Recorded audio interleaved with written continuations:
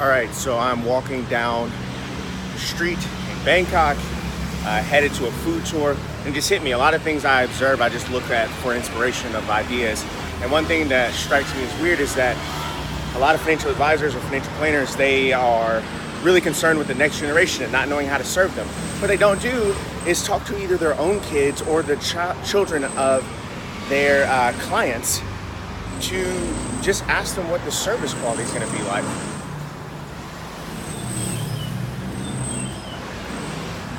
They don't talk to the clients' children or their own children to ask what the service should be like.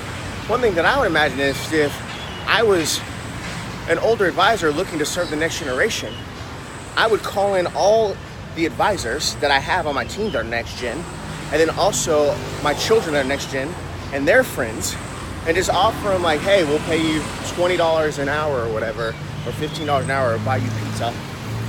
And you guys tell us what you would love a financial advisor to serve you, or how would you like the onboarding experience to be, and then take that and then take it to the bank. It's kind of like a focus group, but people aren't really doing that. They're just reading headline readers, man. They're reading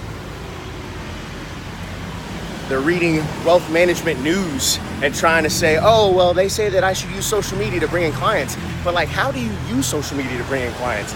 You can't just get on LinkedIn, start posting articles and think everything's gonna be cool and you're gonna get next gen clients. That's not how it works. That's not how our generation works.